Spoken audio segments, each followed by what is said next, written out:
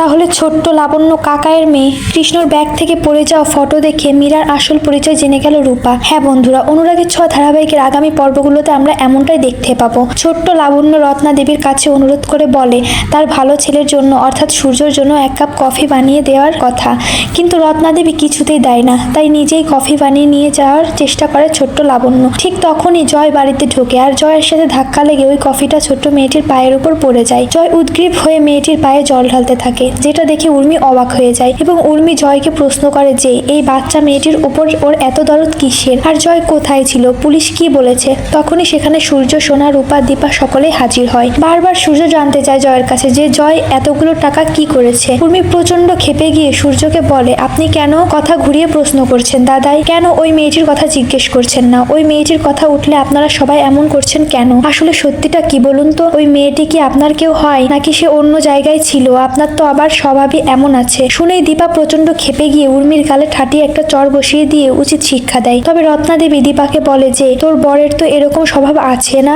ওই যে আরেকজন আছে তোর ননদ মানুষ করবে, দেখবি এই মেয়েটিও ওরকম কোনো জায়গা থেকে এসেছে। এই সবকিছু হচ্ছে রূপার জন্য। এটা ভেবে রূপার গায়ে হাত তুলতে যায় উর্মি, তবে দীপ উর্মিকে আটকায়। সূর্য বারবার একই কথা জিজ্ঞেস করে এতগুলো টাকা জয় কি করেছে, আর পুলিশের কাছে গেল মেয়েটি সম্পর্কে কোনো কথা কেন বলছে না, কি আড়াল করার চেষ্টা করছে জয়। জয় কোনো উত্তর না দিয়ে সেখান থেকে চলে যায়। অন্য একটা বাড়িতে গিয়ে বসে থাকে জয়। উর্মি সেখানে যায়, গিয়ে প্রশ্ন করে কি লুকানোর চেষ্টা করছো জয়, এতগুলো টাকা নিয়ে কি করেছো। জয় উদ্গ্রীব হয়ে উর্মির গায়ে হাত তুলতে যায়। সেখানে দীপ আসে এবং দীপ জয়ের হাতটা শক্ত করে ধরে বলে যে ভুলে যেও না বাবা, আমি এখন বড় হয়ে গেছি, আর এই বাড়িতে সবার থেকে আমার গায়ে শক্তি বেশি। অপরদিকে দেখা যায় 10 লক্ষ টাকা জোগাড় করার জন্য একটা প্রোগ্রামে পার্টিসিপেট করবে বলে সিদ্ধান্ত নেয় রূপা। রেস্টুরেন্টে যায়, কৃষ্ণর সাথে কথা বলে। তবে কৃষ্ণর সাথে কথা বলতে বলতে কৃষ্ণর ব্যাগটা টেবিল থেকে পড়ে যায় এবং ওই ব্যাগের মধ্যে ছোট্ট লাবণ্য ছবি দেখতে পায় রূপা। রূপা তো অবাক হয়ে যায়, ছবিটির এই মেয়েটি কে, এই মেয়েটির ছবি সে কোথা থেকে তুলেছে জিজ্ঞেস করে কৃষ্ণকে। তো বন্ধুরা, তোমরা এমনটাই চাও তো যে ছোট